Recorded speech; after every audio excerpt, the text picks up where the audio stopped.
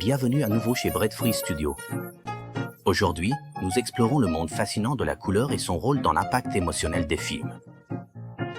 La règle du 60-30-10, une directive simple mais profonde qui répartit l'utilisation des couleurs dans les films. Regardez des films visuellement distincts.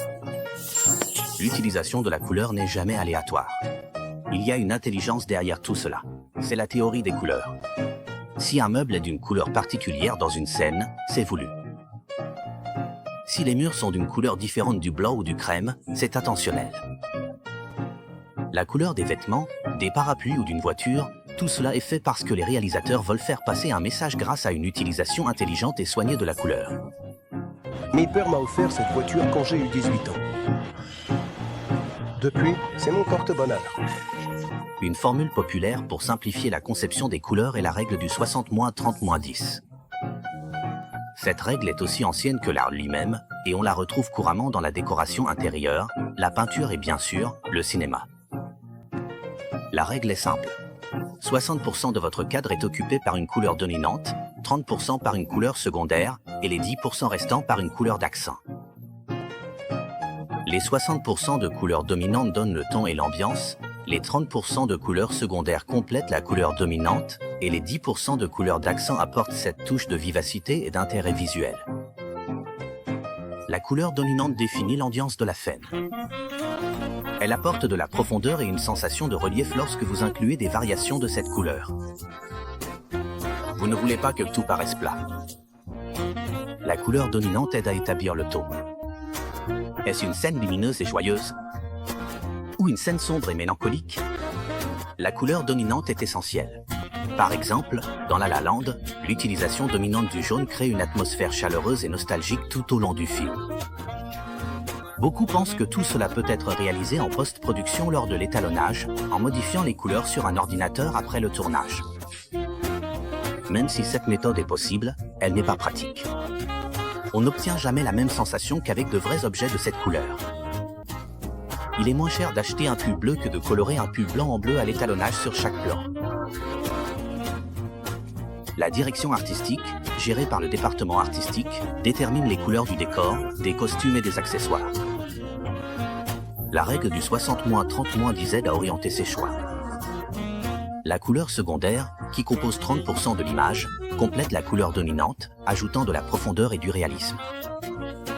Sans elle, tout peut paraître artificiel.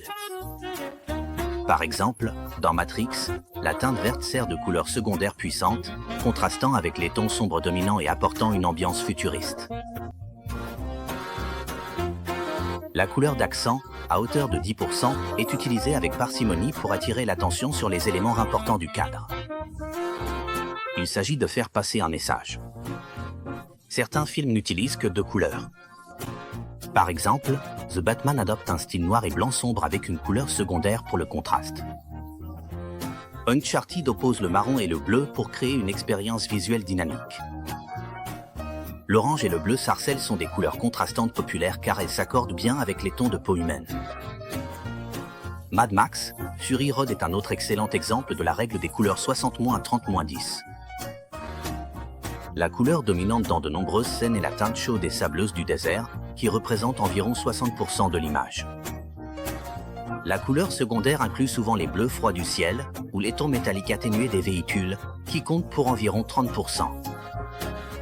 La couleur d'accent, comme le rouge éclatant du canyon de Furiosa ou les couleurs saisissantes des explosions, attire l'attention du public sur les éléments clés des scènes d'action. Lorsque vous choisissez les couleurs, tenez compte des tons de peau des acteurs. Ce qui met en valeur un certain teint de peau peut ne pas convenir à un autre. Pour les cinéastes à petit budget, commencez par utiliser les meubles que vous avez comme couleur complémentaire.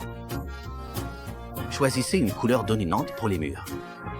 Peindre ne coûte pas cher. Ajoutez une couleur d'accent de façon réfléchie pour marquer les esprits.